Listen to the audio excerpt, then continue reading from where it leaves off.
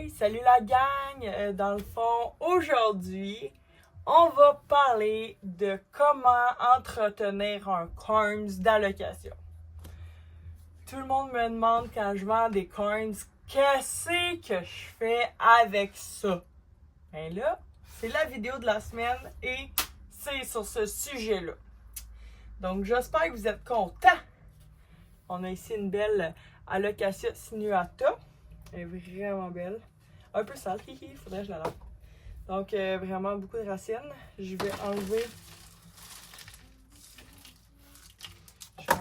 ici toute sa terre. J'ai vu qu'elle avait des corms. Là, vous voyez le premier ici, là.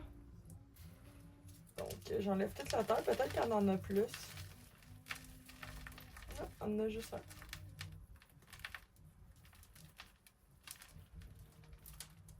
Bon, parfait. Fait que là, vous voyez, il y a le corms ici. Je le détache le plus près possible de son tronc.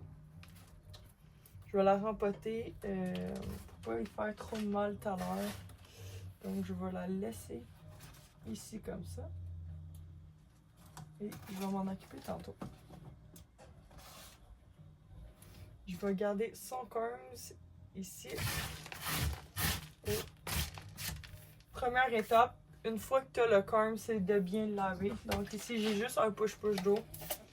Je lave tout le temps mes corms.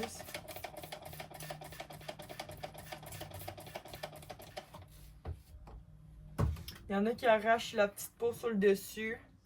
Vous pouvez, si vous êtes précis. Mais moi, souvent, je la laisse là, tout simplement parce que j'ai peur dans l'enlevant, créer une petite lésion, une petite coupure dans mon corms et ce qui pourrait impacter que l'entrée des bactéries, tu sais. Fait que j'aime mieux le laisser de même, laisser la vie aller et c'est tout. J'ai mon pose à Ritz, donc n'oubliez pas, en ligne, on a nos poses à Ritz brandés qui vont super bien, avec des trous de drainage. Ensuite, ici, je vais me prendre un bassin d'eau et mettre de la sphaigne. Moi, j'utilise souvent la sphaigne du Québec, de Saint-Zénon ou la Mossifi. Donc, les deux sont super bonnes.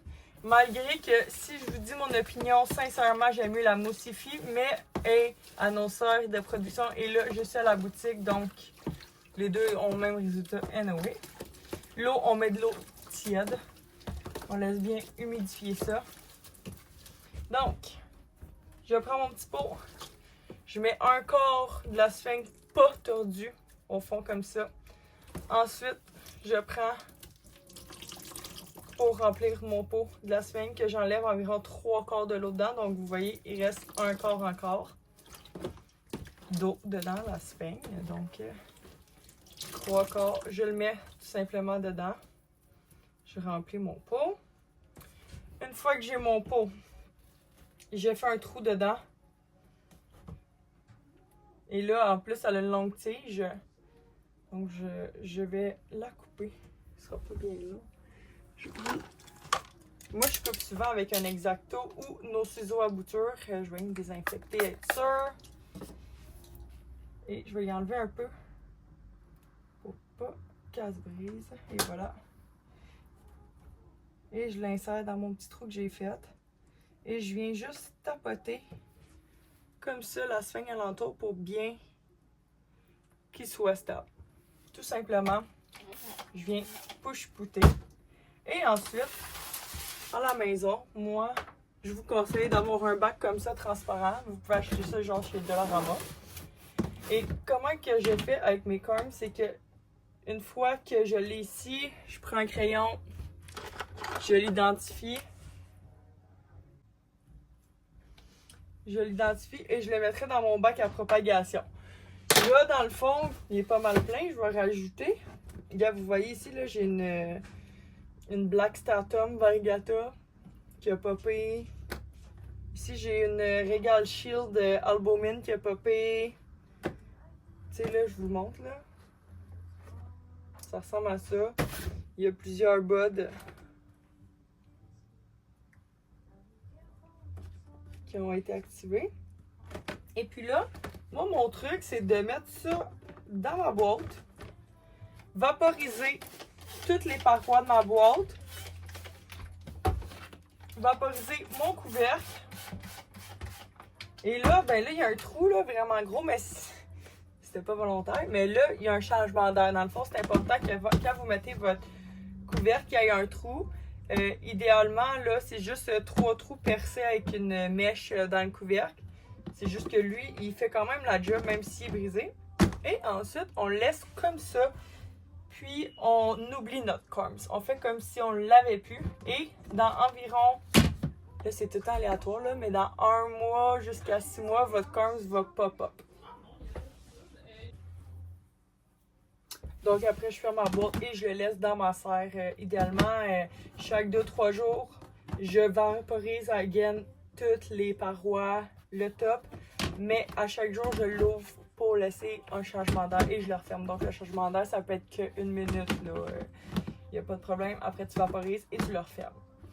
Si tu vois que ta sphinx commence à sécher, ben c'est super simple. Je l'ai déjà montré comment on faisait. Donc tu prends ici un bol d'eau. Là, j'en avais un comme ça, mais peu importe.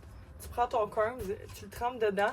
Tu veux juste que le 1/4 du bas imbibe l'eau. Donc, juste cette partie-là. Et ensuite, encore une fois, 2 petits coups d'eau. Tu le mets là.